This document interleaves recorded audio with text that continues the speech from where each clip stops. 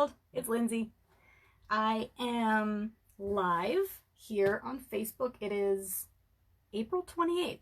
That means it's almost May, which means it's almost spring, which is something that I was getting really excited about because this week it actually got warm here for a while, and that was lovely.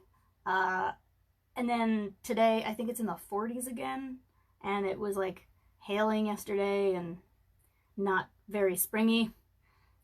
So that's kind of disappointing, but there are leaves coming in on the trees, and that's really exciting. And there's like, I think I've seen some daffodils blooming and some violets in the yard.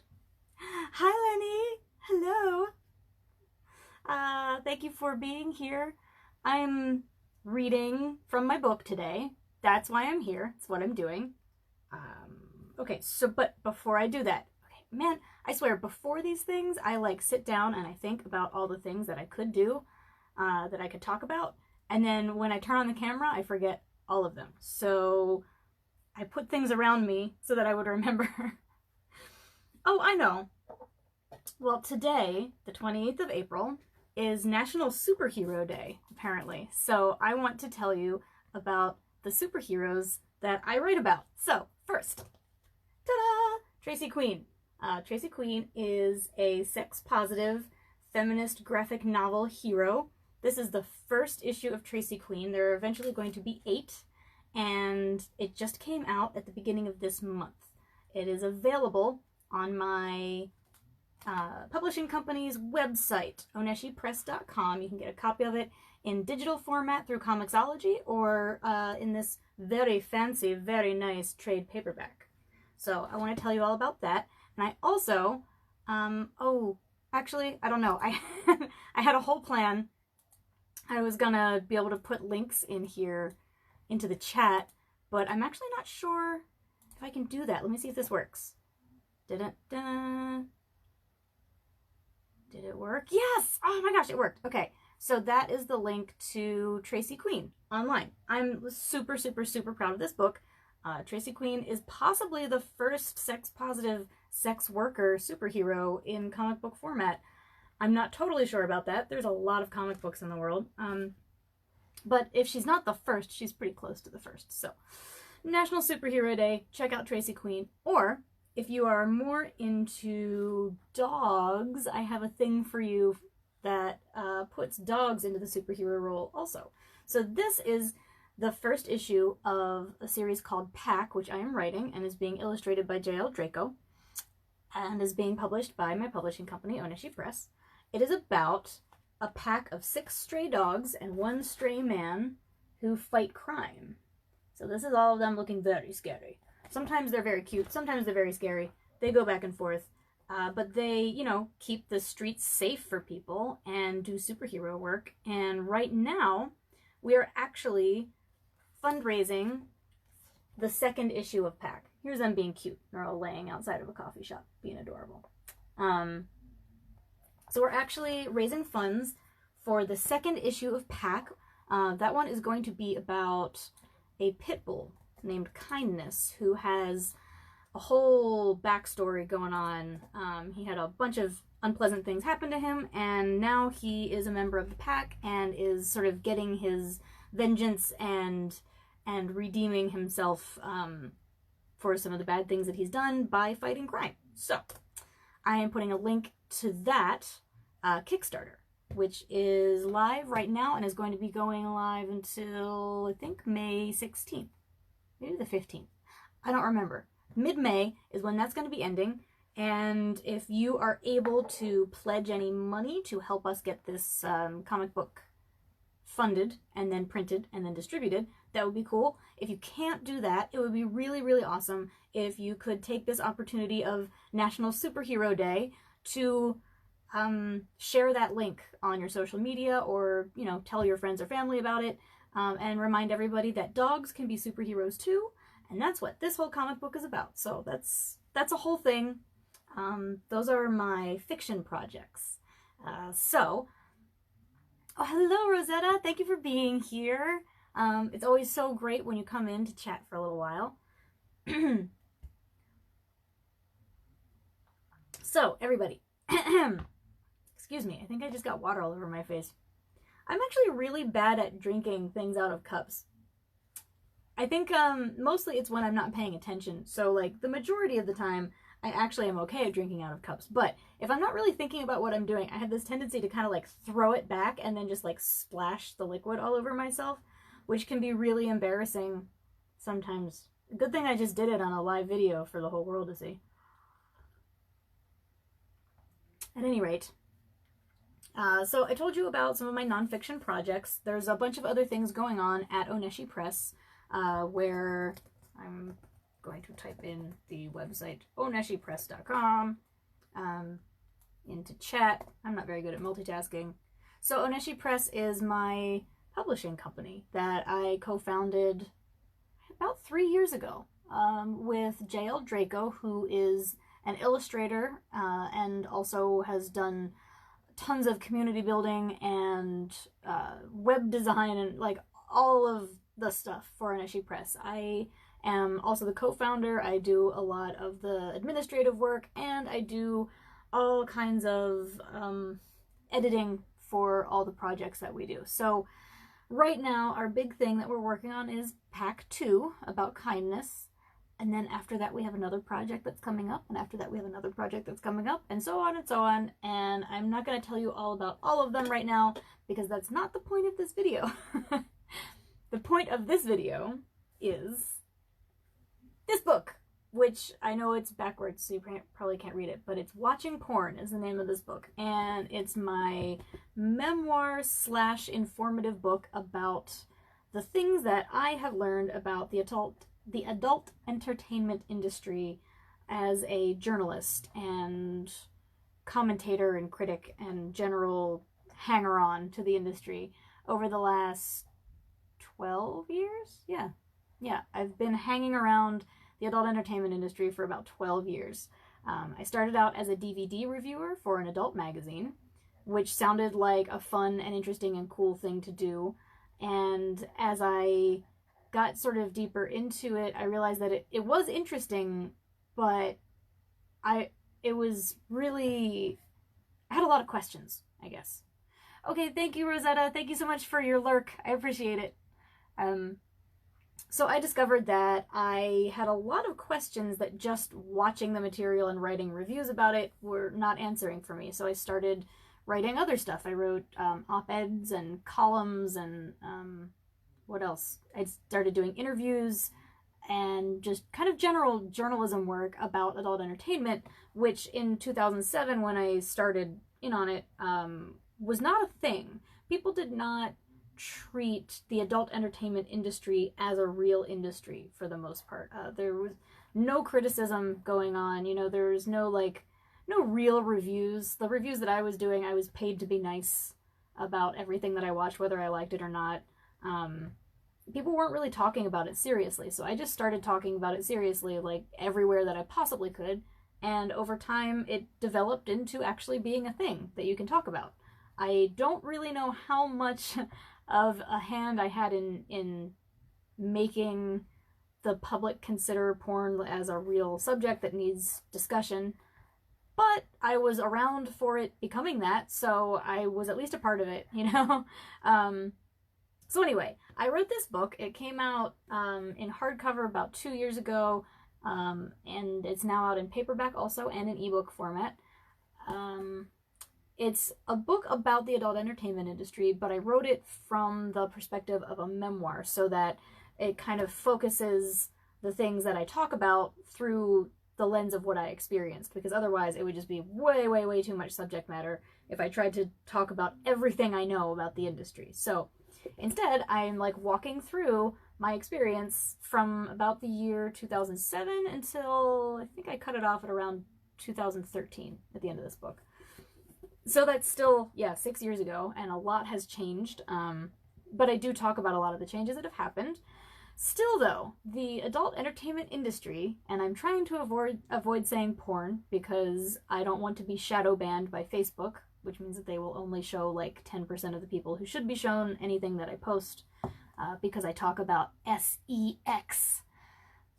But I know I'm gonna have to say lots of words that Facebook might not like later on in this video as I'm reading from the book. So I guess I might as well just say porn. Porn, porn, porn. Anyway, the point is, the porn industry moves really fast. It has always been one of, probably the media industry that keeps most up with technology and changes in technology. Because, well, there's a lot of reasons. Mostly because porn, you know, as a visual medium, can always stand to improve its product. But also because pretty much everywhere that porn tries to go and be successful, somebody sooner or later is going to come along and be like, no, you can't do that. We're cutting you out of this platform or that technology or whatever. So porn has always had to be really responsive to any change in an industry, get into everything as quickly as possible, and try to make as much money as possible before they get kicked out, basically. So that hasn't happened everywhere. Obviously, the internet is still like a quarter porn. But what I'm trying to say, in a very roundabout way, which I had to just think through to remember what I'm trying to say, is that since I wrote this book in 2015 to 2016, no, 2016 to 2017, this book came out in 2017, it's less than 2 years ago since the date it was published. A lot has already changed in the porn industry. Things move really fast. So some of what is in here may be slightly outdated at this point, although actually this paperback version of the book came out last year in 2018, and I was able to make some updates to it between the 2017 hardcover and the 2018 paperback, but it's still not completely up to date. There's just nothing that you can do about it. It moves way too fast for book publishing.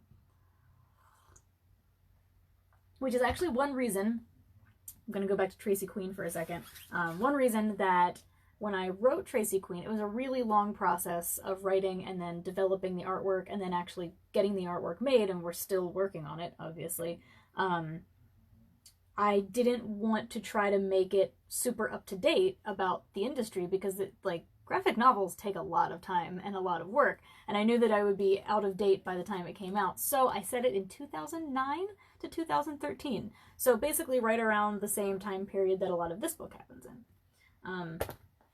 So I didn't have to worry about, you know, being super, super on it, like between when I wrote it and when it gets published.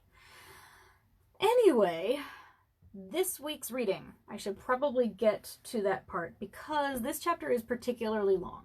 And that's because this chapter talks about a really complicated issue within the adult entertainment industry. And it's an issue that a lot of people who are, you know, casual watchers of porn don't know about. Because it's a very, like, inside politics kind of thing.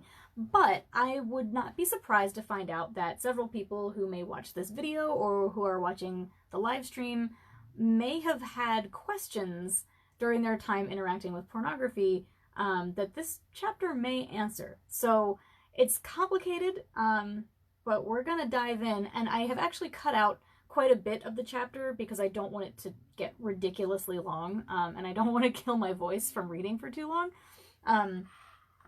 But the chapter is about the gay divide and the condom wars. So this is an ongoing topic. Probably a lot of what I'm going to read today is already outdated because, like I said, the industry moves really fast, but this is mostly historical information. So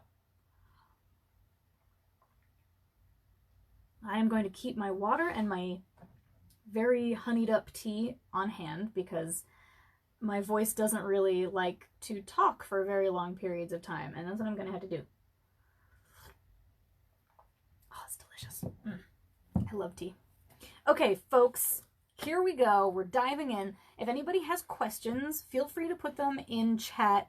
I won't be reading chat super well while I'm reading this because I can only read so many things at a time.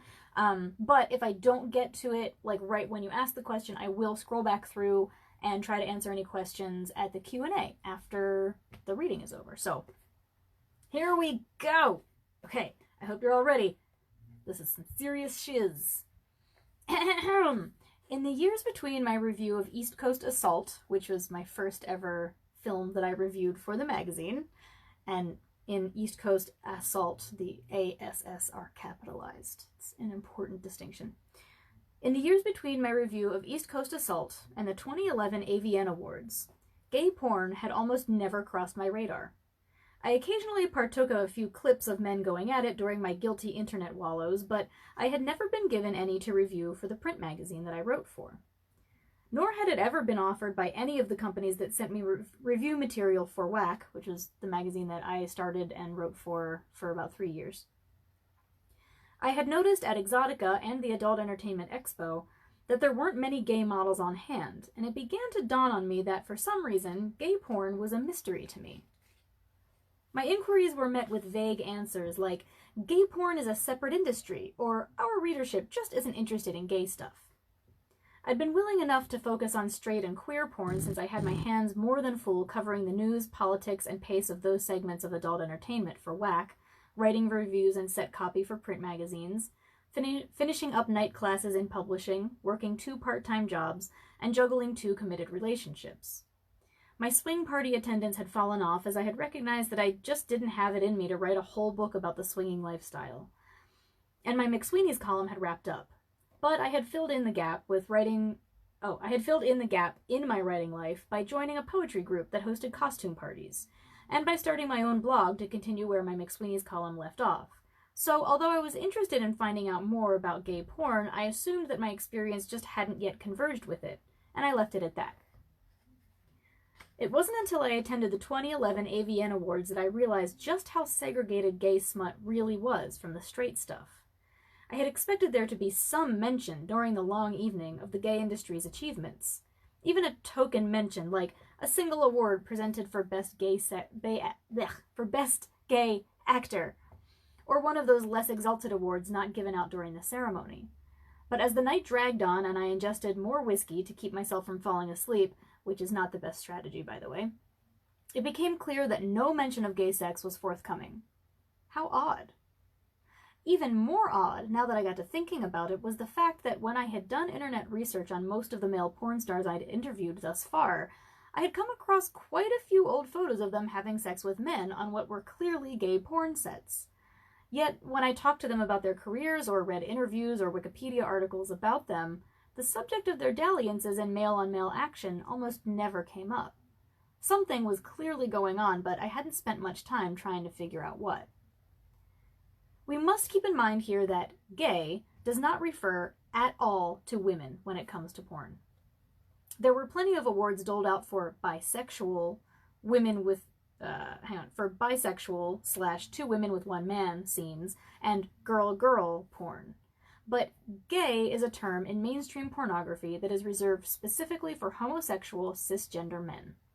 Furthermore, queer applies only to porn made outside the confines of the mainstream industry, usually blurring the lines between genders and sexual orientations, and rarely including cisgender men.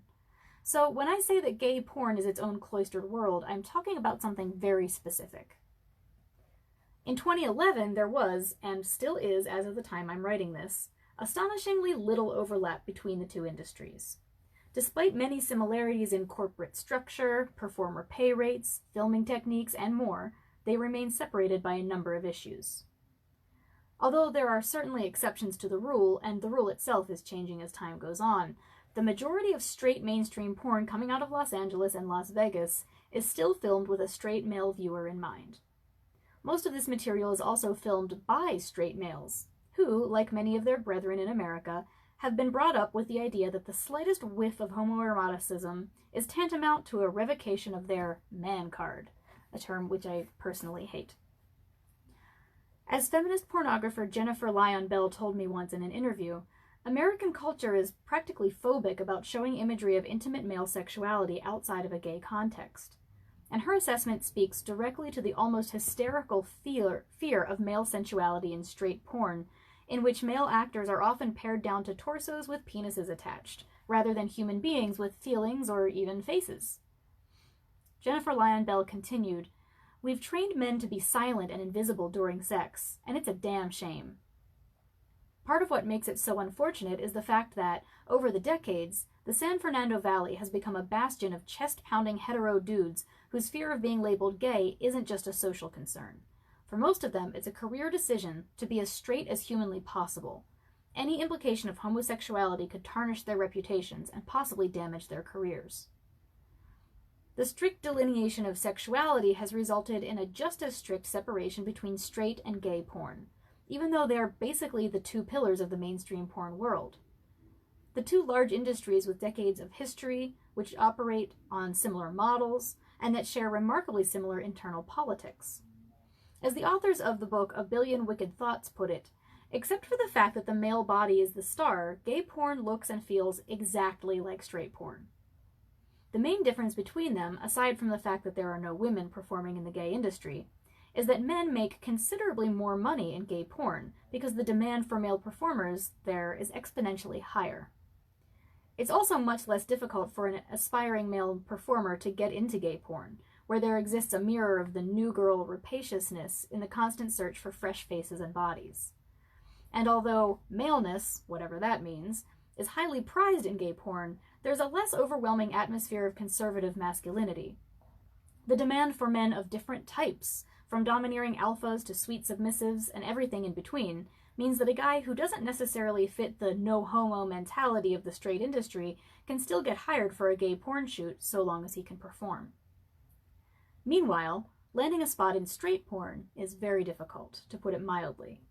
Producers and directors are hesitant to give new talent a try, due mostly to the fact that it is extremely rare for a guy to be able to get and maintain an erection on demand with a camera on them, along with the eyes of a director and any other production crew that might be on set, much less be capable of ejaculating at the right time. The stable of male stars who work in the straight industry is kept small, with reliable, tried-and-true performers filling all the gaps. The reason why you see the same guys in porn over and over again is because you can trust those guys to come in and do their job, T. Real explained to me. To be a guy working as a full-time job is very difficult. You can come in and do a couple scenes and be a part-time performer, and somebody might test you in a gangbang or a blowbang to see if you can keep your dick hard around the guys, if you can stay focused, and then they'll give you a shot working on a one-on-one shoot. That's how most guys get into the straight industry. At least one straight male performer has told me that he did his first few porn scenes for free because getting paid work was nearly impossible. In other words, the best way to land a spot in the straight porn industry as a man is to already have a track record of successful performances. But getting those successful performances in the first place can be tough. For that reason, many straight guys start out in gay porn, where the requirements are a bit less stringent. But if he has his sights set on transitioning into straight porn, he faces the scrutiny of the super hetero crew on that side of the fence. Lance Hart, founder of pervout.com, spent 2 years as a contract model for a high-end gay company. It was great money, awesome company, all that. When my contract was up, I wanted to do straight stuff, he says. And that's when I hit the wall of, oh, you've done gay stuff, you can't play with us because gay people have cooties, he told me in 2016. Cooties is actually a good word for the situation because the divide between gay and straight industries is in place largely due to the threat of disease, whether real or imaginary. To paint a complicated situation in extremely broad strokes, the gay industry generally relies more on condoms to keep performers safe, while the straight industry relies more heavily on current STI test results.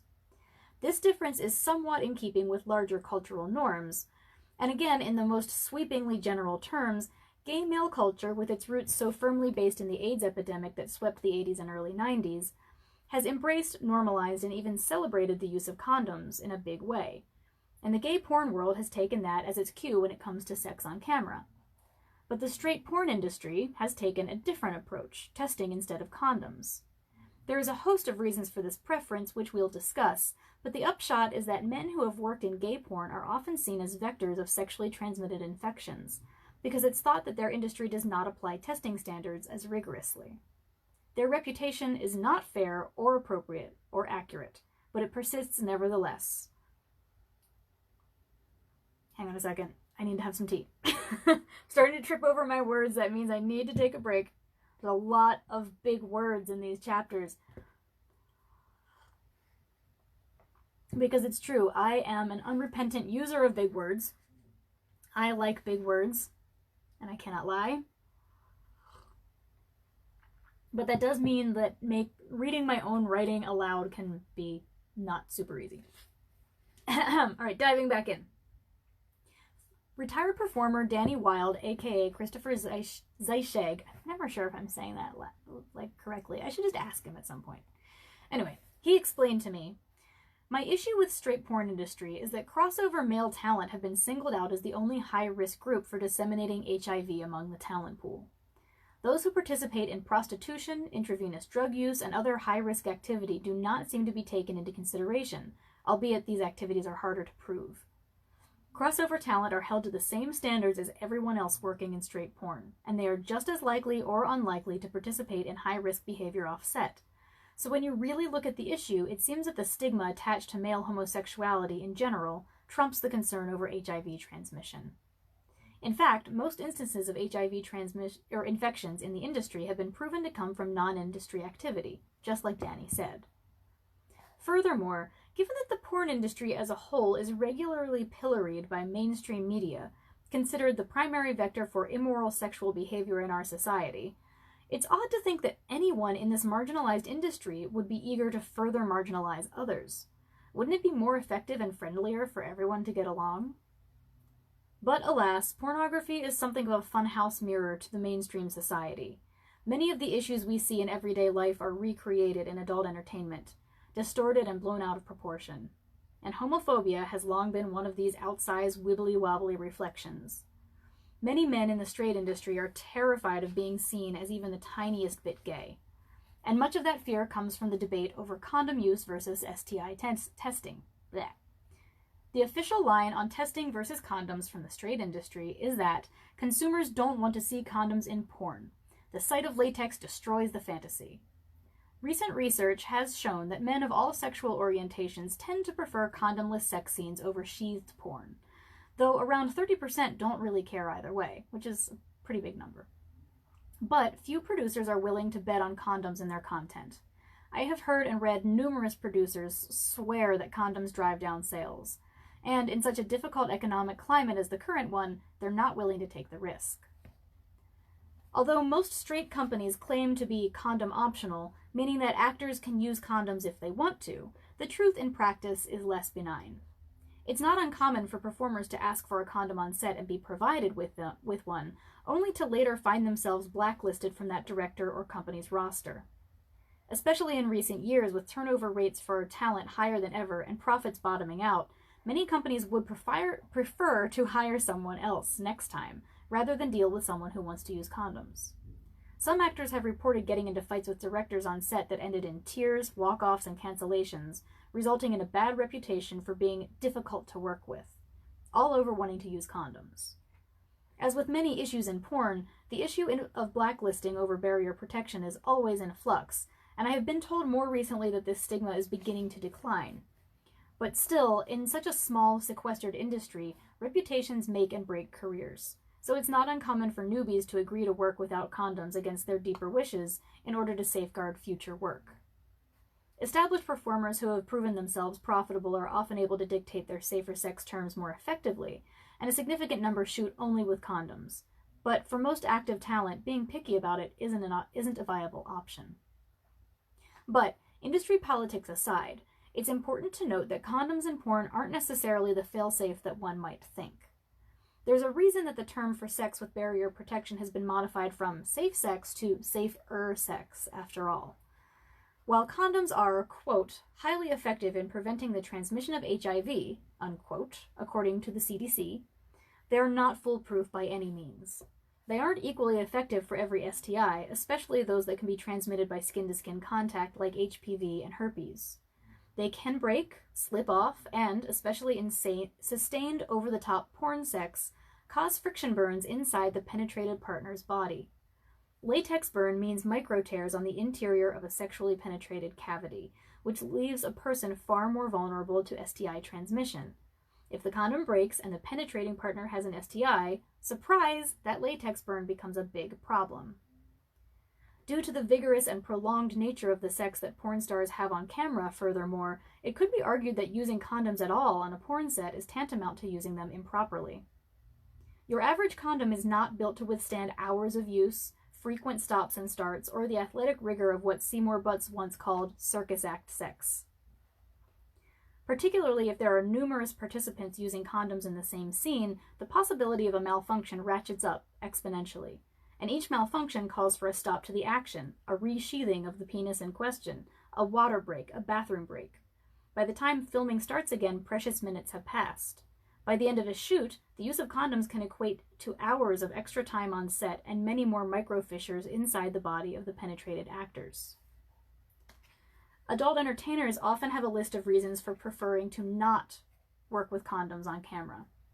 Whichever direction they go with, that choice should, I believe, be left up to them, not to directors, and certainly not to anyone outside the industry who lacks an understanding of the variables.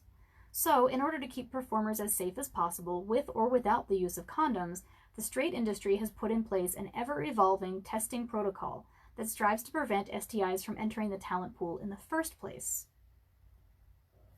Oh, well, thank you, Chris, for stopping by.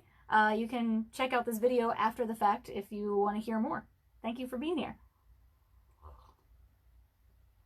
All right, quick break. There's actually a break in the text here, so I'm going to take the opportunity to have some more tea, protect my vocal cords. Delicious.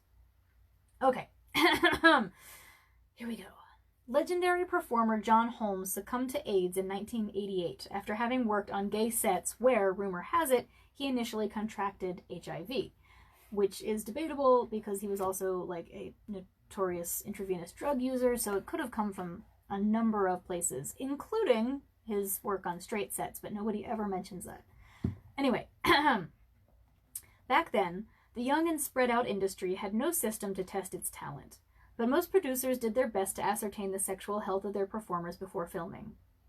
It wasn't until 1998 that the Adult Industry Medical Clinic, AIM, was founded by retired performer Sharon Mitchell, who had quit doing porn to become a sexologist and health counselor. AIM became the main testing center for adult talent, using performers' tests results to construct a database that could be referenced easily by anyone in the industry before a shoot. Producers collectively self-imposed a testing regimen in which all models needed to have test results no more than 30 days old in order to shoot. All sexual activity was to be logged into the system, thereby creating a network through which disease transmission could be tracked, and any infected performers' sexual partners and their partners could be alerted and tested. The system, called SX Check, was in its infancy when Mark Wallace, an award-winning performer who was rumored to be an intravenous drug user, tested positive for HIV in 1998. Rumors spread that he had been hiding his positive status for some time, and AIM set to work tracing his work history and testing his scene partners. Things were quiet until 2004, when Darren James tested positive for HIV. It was later determined that he had contracted the virus on a set in Brazil, where there is less rigorous testing systems in place. He kept working upon his return to the U.S. and had already infected 3 female partners before he tested positive for HIV. In order to contain the outbreak, the American porn industry effectively shut itself down for 30 days to reduce the risk of infection spreading further. And by the way, if you hear about any other industry that self-imposes a moratorium on business when somebody gets sick, please do let me know about it. In the years that followed, similar outbreaks cropped up from time to time. Performers would test positive for HIV, and the industry would shut down until all affected partners could be notified and tested, and then things would get going again. After the 2004 outbreak, however, there have been no confirmed cases of transmission between partners on a porn set. In several cases, actors who tested positive but did not transmit the virus were either gay to straight crossover male performers or male performers who had worked with transsexual female performers. As a result, the stigma that still haunts these actors was perpetuated. That is not an easy word to say, apparently. Some studies have shown that porn actors are not at a statistically significant increased risk of STI infection than the general population, and at least one has found that the adult film talent pool is less affected by STIs than the rest of Los Angeles County. Other studies have shown different results, but the reality seems to fall somewhere in the middle. Porn stars don't seem to be at a particularly elevated risk for STIs, though many would have us believe otherwise.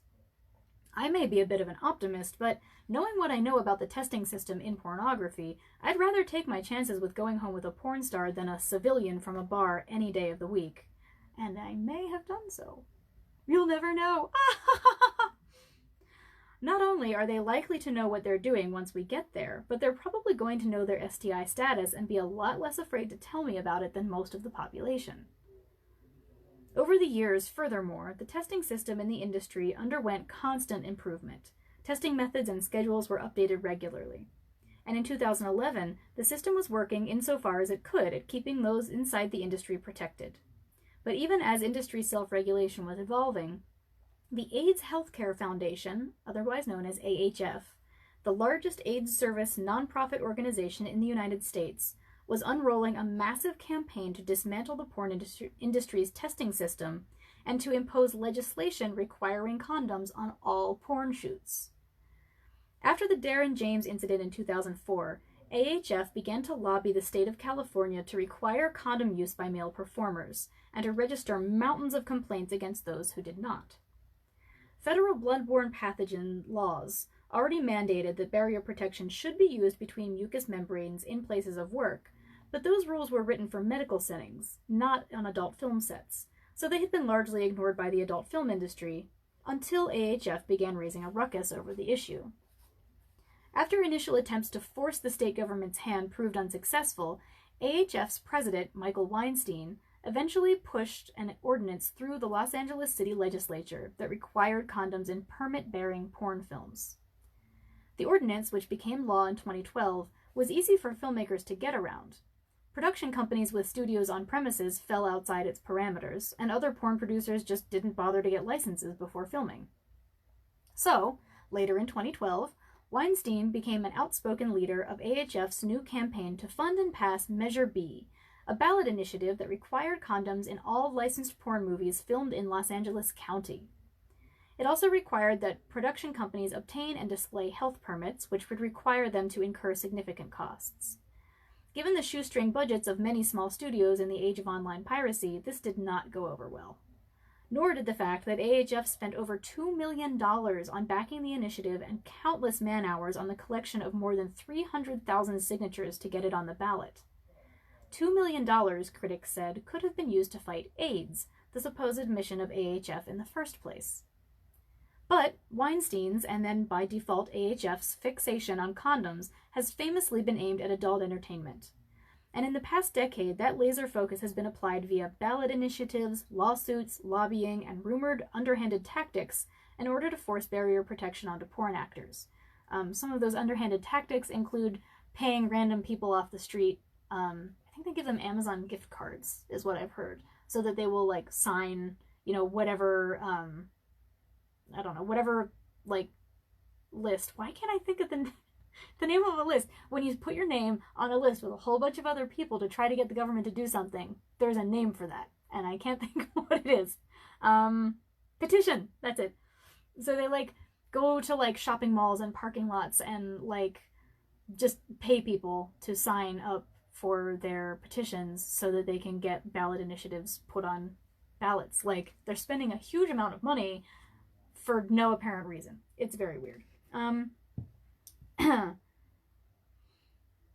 The fight has been continuous, unrelenting, and frankly peculiar in its ferocity. At AVN in 2016, Wicked Pictures contract star Jessica Drake summed it up nicely. One man, Michael Weinstein, seems to have had a very personal agenda against the industry.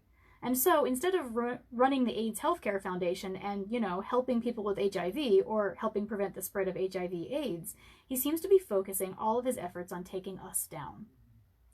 Thanks, Lenny. I'm glad other people know how to use words.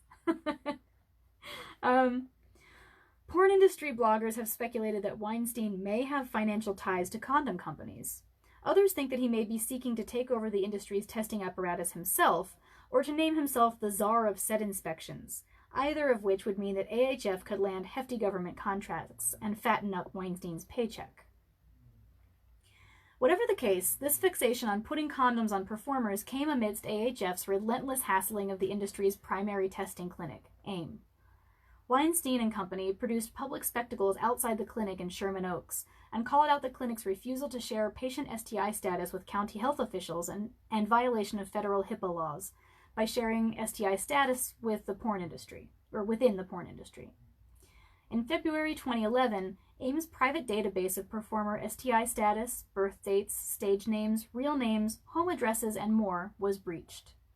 A website, which I will not name here because I don't want to drive any traffic its way, appeared, and it exposed the private information of over 12,000 industry workers, both past and present, along with derogatory language, photos, and more. Although some of the information, it was argued, had to come from elsewhere, it was widely agreed that the majority must have come from AIM's patient database. After the ensuing flurry of lawsuits and hysteria, AIM closed permanently in May of 2011, leaving the industry bereft.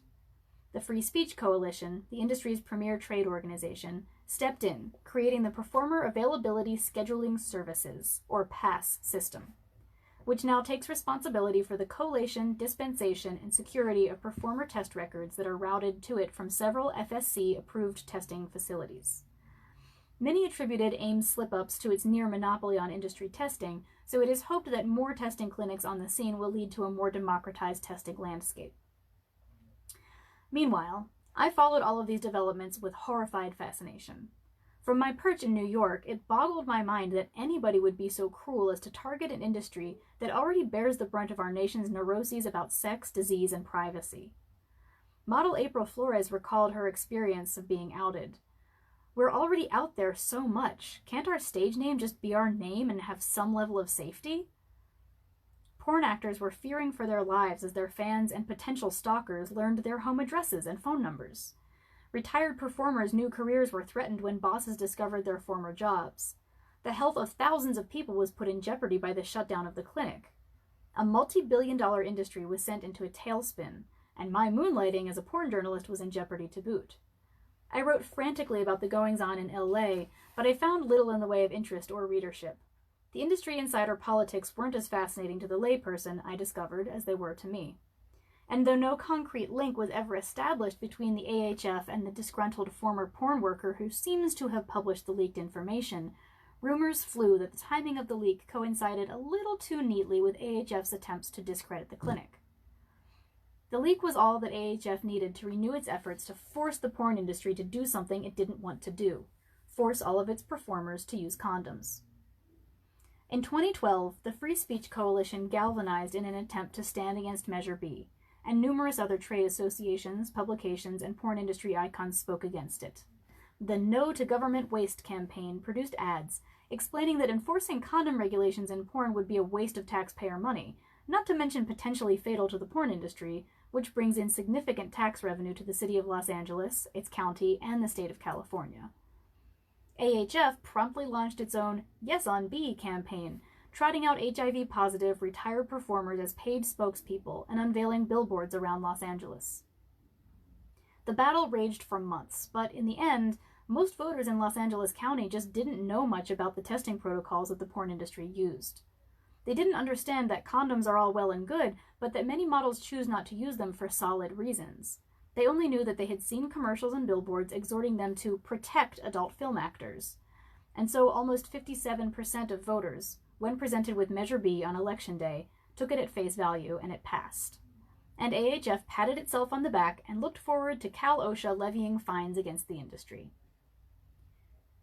Lenny says, OMG, diabolical. This is policy. Our people who make laws exacerbated this. Sick. Yeah, it's true. It's really like, it's much like a lot of legislation around like sex trafficking, you know, where people just see sex trafficking and they're like, oh, that's bad.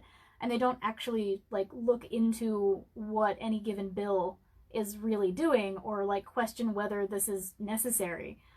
So especially when it's a ballot initiative like it was here, like voters don't know. They don't know about this. Nobody's going to do this level of research, you know? So people just voted for it because they were like, oh yeah, I want to protect adult film actors because I'm a nice person. They didn't really know what they were doing. But it doesn't stop there. Pornographers began to decamp to Las Vegas, Phoenix, Tampa, and Miami to get away from the draconian law. Applications for adult film permits in LA County dropped by 95%. Vivid Entertainment filed a lawsuit against the county health department, claiming that Measure B was a violation of performers' free speech. A district judge only sort of agreed. Condoms, he decided, were not a violation of free speech, but, quote, given that adult filming could occur almost anywhere, Measure B would seem to authorize a health officer to enter and search any part of a private home in the middle of the night because he suspects that violations are occurring. This is unconstitutional. Vivid considered the ruling a victory, but nevertheless filed an appeal to attempt to solidify the First Amendment claim.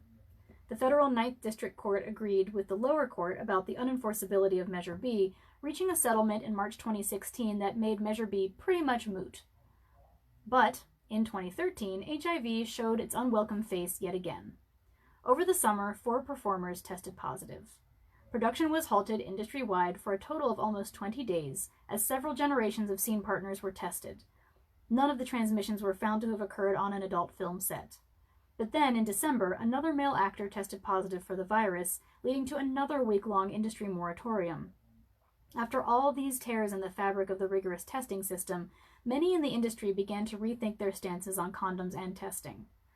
Industry-wide, testing protocols were ratcheted up to a 14-day maximum between testing and shooting, which is still in place. Currently, many actors who work without condoms require their partner's test results to be no more than a few days old. The PASS system now uses the Aptima HIV-1 RNA qualitative assay test for HIV, which can detect HIV RNA in human plasma as early as 9 days after exposure to the virus. Most industry testing panels now also include screenings for hepatitis B and C, trichomoniasis, and syphilis, on top of HIV, chlamydia, and gonorrhea. And though no testing protocol will ever be 100% safe, neither will sex without condoms. It's not a safe world we live in or screw in. But the porn industry is doing as much as it can to protect its own. The AIDS Healthcare Foundation, however, was not satisfied with Measure B's unenforceable status or with the porn industry's travails. In early 2013, AHF sponsored AB 1576, a bill that would have mandated condom use in adult films across the state of California. In late 2015, the Cal-OSHA Standards Board decided to take a look at a complaint that AHF had lodged way back in 2009, objecting to the lack of state-level regulations specifying how bloodborne pathogen laws should affect the porn industry. These regulations, collectively called 5193.1, hope I don't have to say that too many times, would have required a laundry list of impractical concessions pushed onto the industry in order to avoid worker exposure to potentially infectious bodily fluids. The regulations would have required barrier protection for all genital-to-genital contact, as well as skin, mouths, eyes, and all mucous membranes that might come in contact with infectious fluids. Fancy talk for gloves, dental dams, plastic outfits, and eye protection. In effect, it would have turned every sex scene in California into a medical fetishist's dream and everyone else's nightmare. On the day of a public hearing on the matter in February 2016, most of the adult industry shut down, and well over 100 workers, actors, producers, and others took an unpaid day off. They flew, bussed, and drove to Oakland to speak on behalf of their industry. After a long day of impassioned anti-legislation pleas, mixed with very weepy tales of woe from several performers who contracted HIV while working in the industry, all of whom had been paid by AHF to attend the hearing, and none of whom actually contracted HIV on an adult film set, the board voted to table the guidelines and work with the adult industry to find regulations that would be more feasible and appropriate. The industry celebrated a major battle won, but steeled itself for the war to continue. AHF, undaunted, was already preparing for the next clash, yet another ballot initiative slated for November 2016's election, which would not only require condom use at all porn shoots in the state, again, but also allow private citizens in the state of California to file suit against pornographers for reported violations of existing condom laws. These private individuals would thereby be able to obtain, via the public record, the private information of all the porn folks sued, thus reducing the safety of the industry further. The Free Speech Coalition led the charge against Proposition 60, funded almost entirely by dues charged to its industry members. It spearheaded an ad campaign that denounced Prop 60 for encouraging harassment, and porn stars and advocates took to the streets in rallies that called out AHF for meddling. The industry was so on edge after years of relentless hounding from AHF that, at an ex-biz panel led by the FSC, To discuss the legal issues on the slate in early 2016, I was personally called out by panelists as an outsider. My credentials were questioned, and I was asked point blank if I was there to spy on the meeting for AHF. When I answered that I was an independent journalist there to do research for a book, I was permitted to stay on the condition that I turn off my recording equipment. Later, when the Cal OSHA hearing in Oakland over 5193.1 was going on, and I was looking for live tweets, I discovered that I had been personally blocked from FSC's Twitter feed, having apparently been labeled a meddler and possible mole. Which, I want to just take a moment to point out how ridiculous it is that this AIDS Healthcare Foundation, which is supposed to be trying to, like, help people who are affected by HIV and AIDS, literally has sent moles to Free Speech Coalition meetings and panels during industry events before. That's why they thought I was a mole. Like, why are they doing that? What purpose is this serving? It's ridiculous. Like, this level of obsession with forcing people to do something that they don't want to do when it's really not affecting anyone outside of the industry as to whether they do it or not is way above and beyond. Yeah, I think that they unblocked me when I finally, I got an interview with somebody on the Free Speech Coalition's board and pointed out that they had blocked me, and he was like, oh, whoops, sorry. But yeah, I was definitely, called out in front of this whole room full of people. They were like, who the hell are you? Are you here for AHF? And I'm like, no, why would I be? And apparently they thought that because it's happened multiple times before.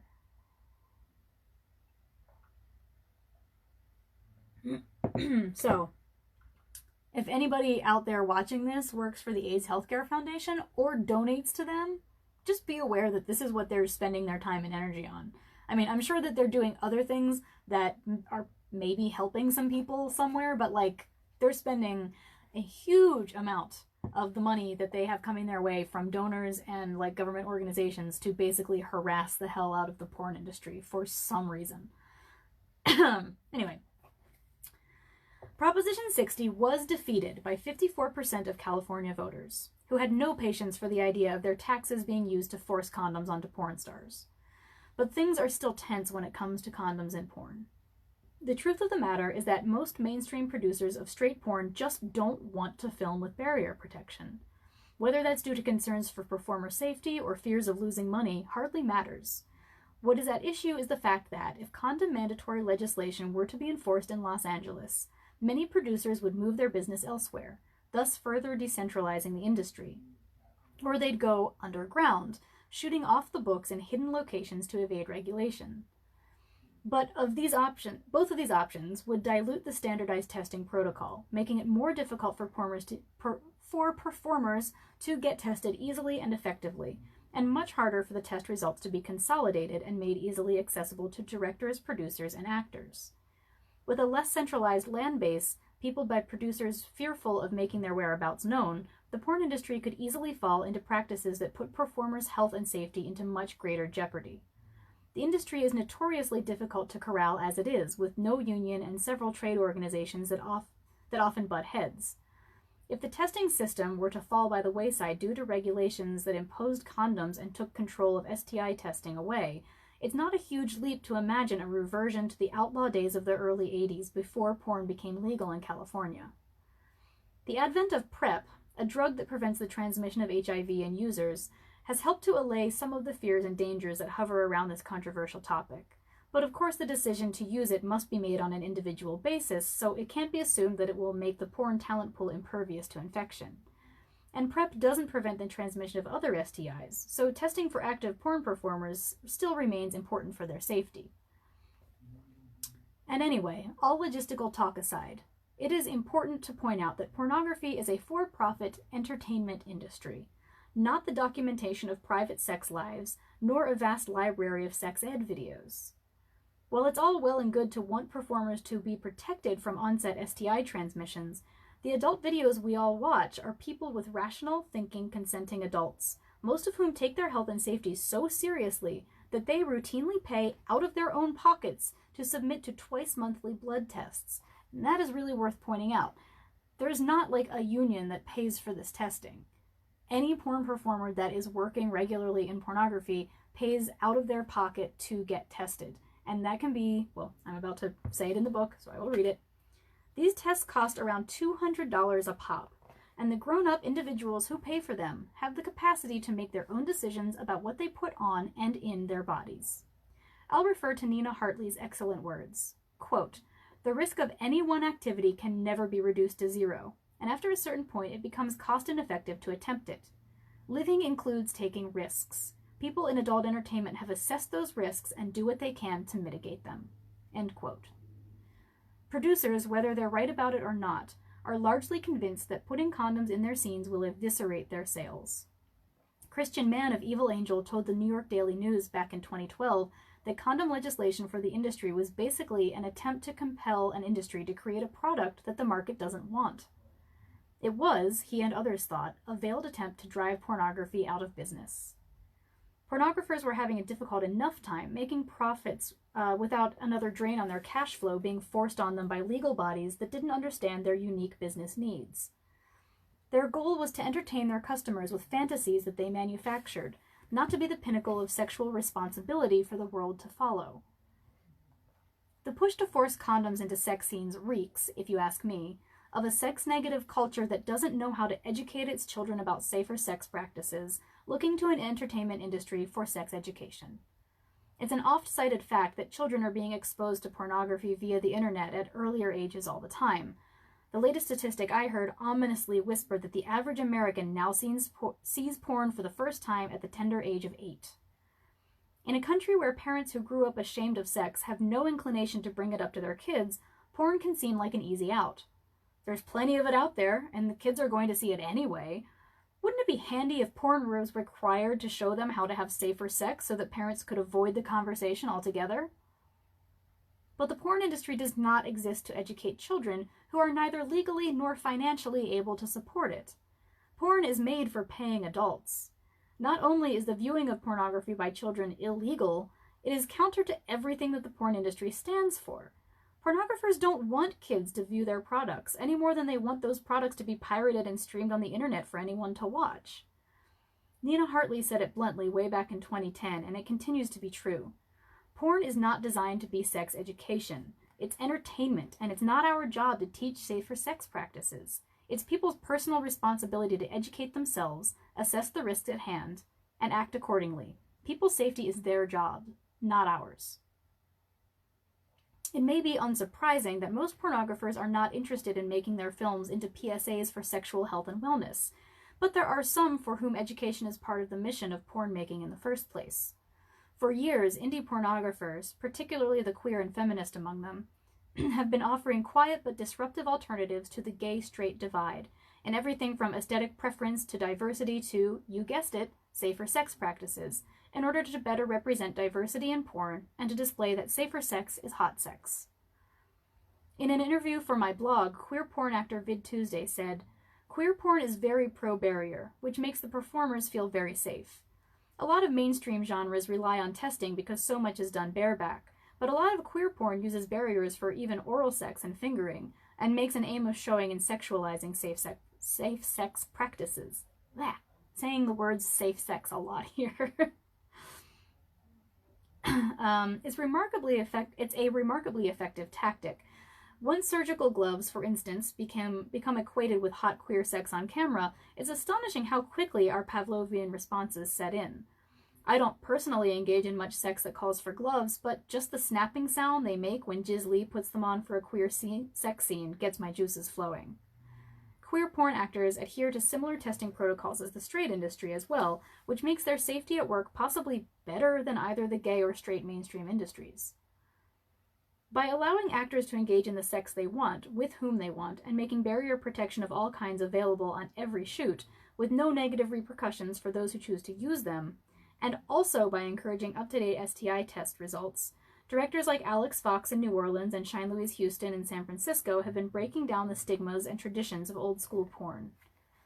In providing performers who don't want to do just gay or straight porn an outlet for their considerable talents, they produce groundbreaking work that refuses to be categorized neatly and succeeds nicely in turning people on while turning a profit.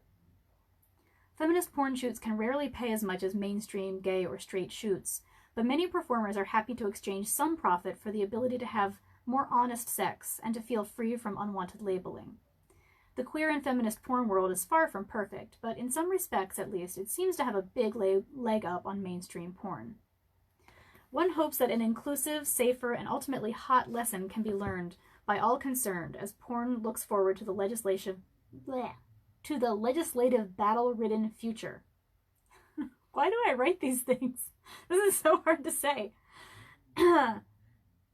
Gay or straight or neither or both, pornographers are all facing massive changes from every possible side of their industry, and only unification may be able to save it.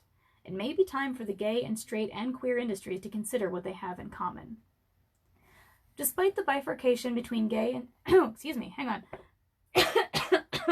Got a frog in my throat.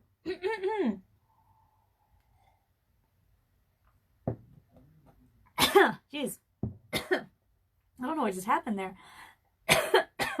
But I'm almost at the end of the chapter. I swear, I'm getting really close. If I can't stop coughing, I might just cut it off here, but I'm gonna try. Okay. Gonna get through this last page. It's gonna happen. Here we go. Despite the bifurcation between gay and straight porn industries, the barriers in place for men looking to transition from gay to straight porn are ever so gently being torn down. Multiple award winner Ryan Driller, for instance, doesn't hide the fact that he got his start in gay porn. Quote, "When I got into the industry, I was seeking everything out, and the gay studios were the first studios to approach me. I turned them down for months and months because I'm not gay, and I'd never done anything with a guy, so it wasn't in my realm, and it definitely wasn't what I was looking for. But as I did more research, I saw that there were a lot of other guys before me that had done it, so I didn't call them back, but when they called me back, and they kept throwing more and more zeros into those numbers, he accepted and began working regularly in gay films. Once he had gotten his name out there and earned a reputation for reliable performances, he began to get calls from the straight industry, and he has been happily working in it for years now. It's still an issue with every guy who does it, who tries to cross over," he told me.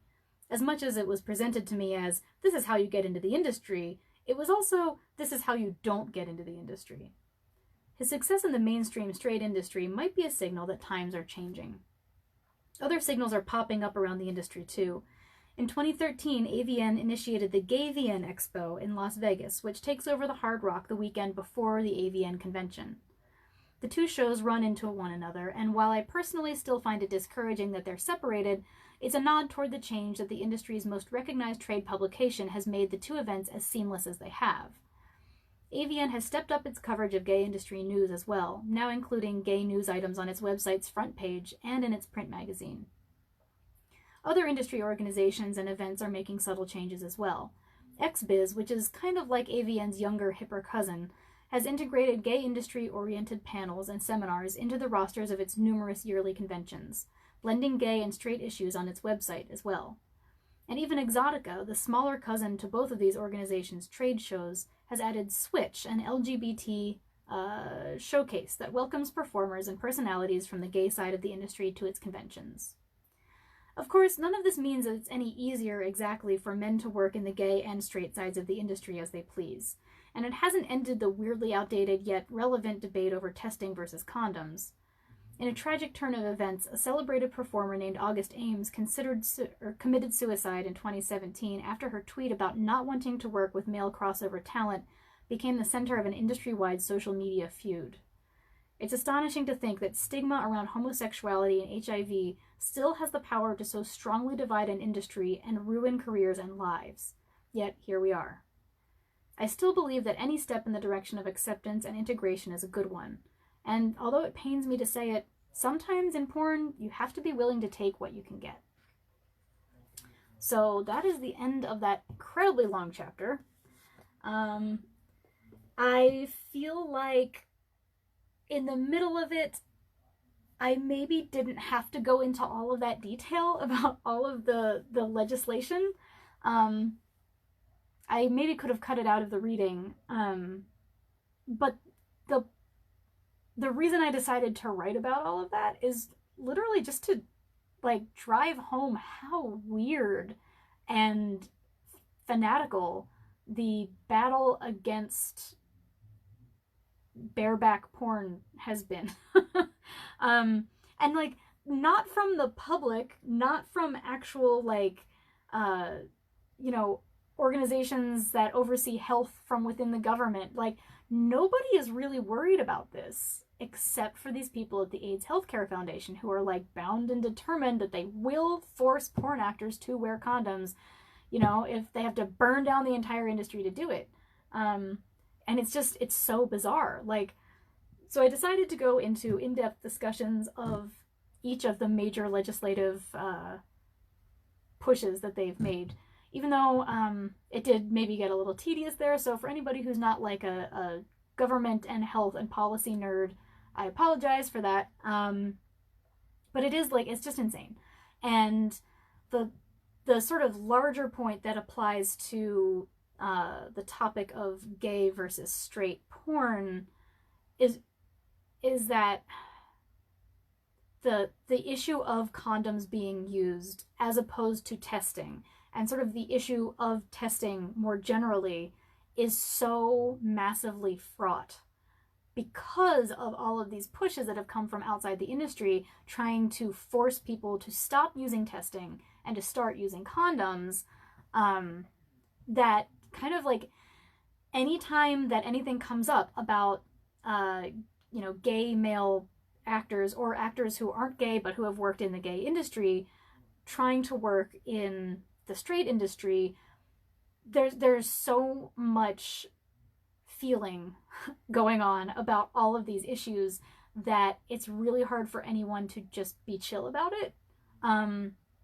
So like the whole thing is just like, there's just like electricity, you know, around all of these topics, and they are really hard to talk about, particularly after the passing of August Ames, which was just like a horrible tragedy.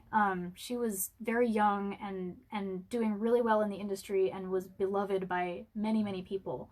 And I decided not to go into it in depth in the book because it happened between the first and second versions of the book, between the printing of the hardcover and the printing of the paperback, and I wasn't allowed to add any pages to this.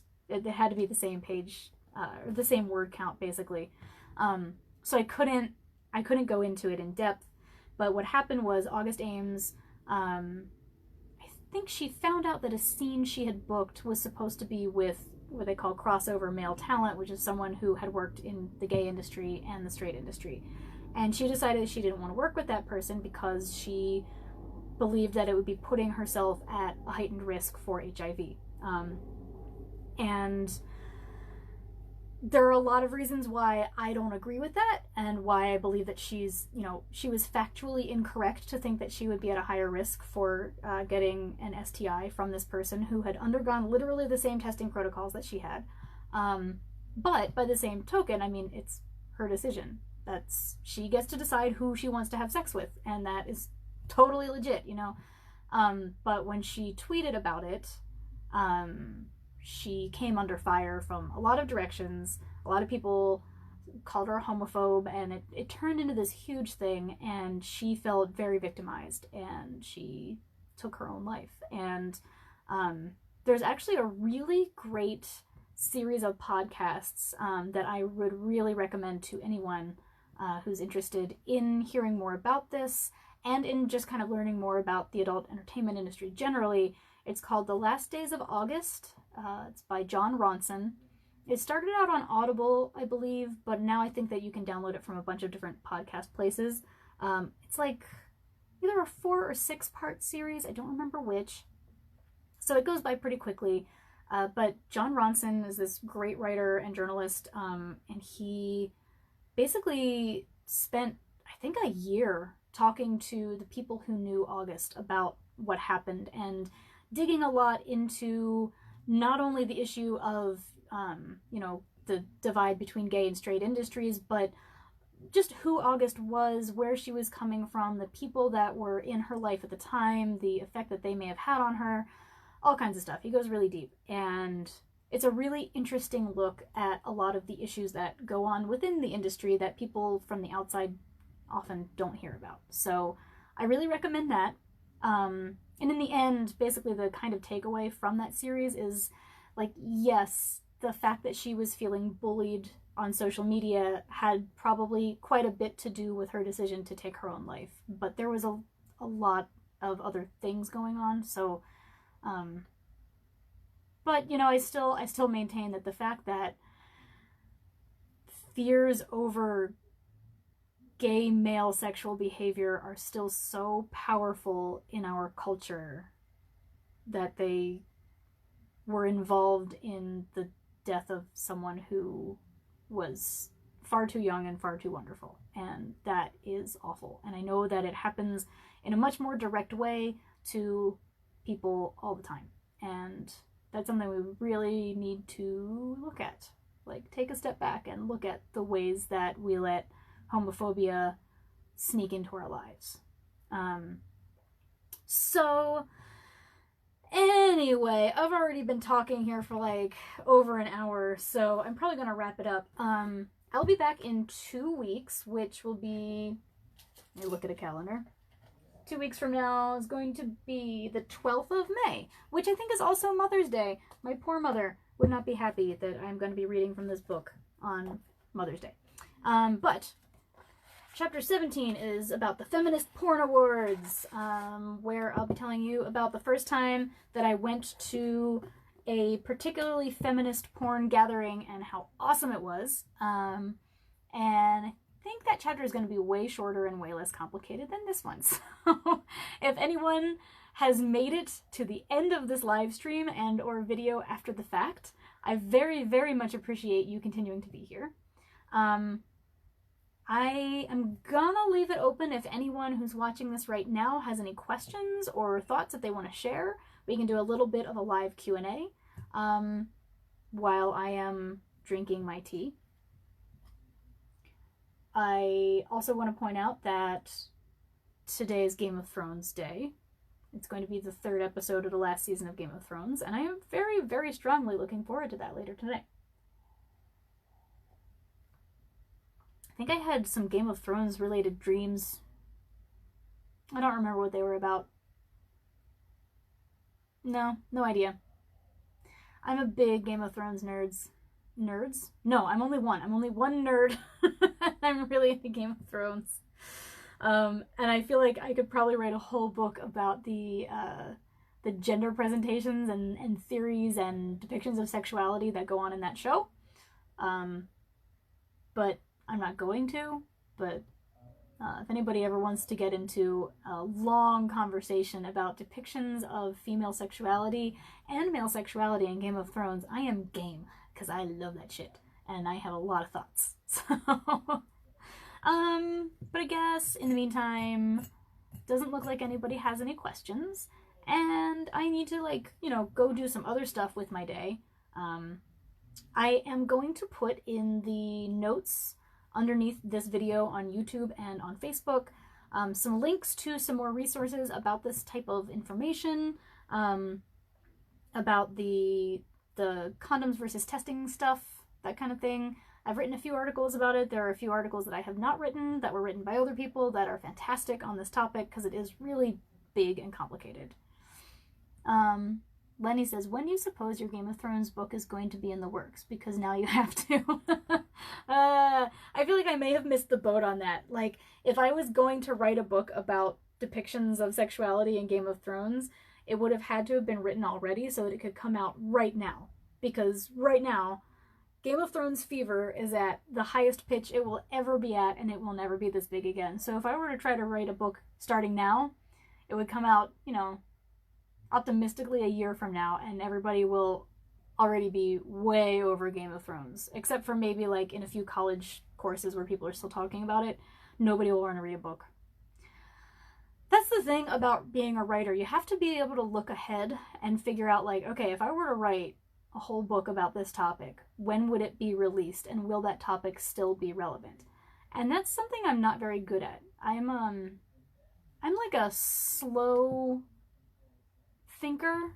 Like, it takes me a while to feel like, okay, I have enough of a handle on something that I can write about it now. And usually by the time that happens, nobody wants to read about it anymore. I think that in a lot of ways I might be geared mentally more for like an academic space where things take, you know, people take things and ruminate on them for longer than they do in pop culture. But that's literally the only way that I'm geared for an academic setting. So I don't do that. Plus I have like 15 other book ideas. So since I don't have time to write any of them, I can't imagine how I'm going to get it together to write this one. But actually, people have asked me a few times if I have like a follow-up to watching porn in the works. I actually don't, because one of the really cool things that I've seen happening over the years while I've been writing about pornography is that people who are much closer to the actual production of pornography have begun to get more of a platform to speak from, like about their own experiences. I still write some journalism about porn from time to time, but I'm finding that people that have actually done the work, you know, they need to tell their own stories, and they're actually being allowed to by big publications now. So I've been stepping back from a lot of that. At this point, it's kind of like, if an editor comes to me and says, hey, I want you to write this thing for me, I'll pay you for it, and it's about porn, then I'm usually willing to take that on. Or if there's like a topic that is related to or involved with porn that I feel really strongly about, I will pitch it to a few places and see if anybody will pay me to do it. But I've been stepping back from a lot of the writing about pornography because I just think that I want to be helpful to the industry. I want to be helpful to people who do this kind of work. That's always been my goal. But I don't think that me telling their stories for them is always the best way to do it, obviously. So maybe I should just go for Game of Thrones. And that can be my kind of follow-up. I don't know. Although I have this whole thing in mind that I brought up the other night, or that was brought up in conversation with me with somebody I know named Lenny, about this idea that we have that I'm not going to say now because I don't want to leak it to the public yet, but I think there's a book in there and I want to pursue that idea. Maybe not a book, maybe it's a film, maybe it's a whole movement, but we're gonna start a new thing, and it's gonna have to do with sex, and probably porn will be involved, but maybe not as much as porn has been involved in most of my work up to this point. So anywho, that was me vague booking. So I'm gonna turn this off and go do some of my actual work for the day before it's time for Game of Thrones in a few hours. So thank you to everybody who was here, and especially to those who made it through that really, really, really long chapter about policy, because I bet many people did not. But to anybody who did, you're awesome. Thank you for your support. And I will see you back here in 2 weeks on Mother's Day, where I will tell you all about the Feminist Porn Awards. So, bye everybody. Thanks.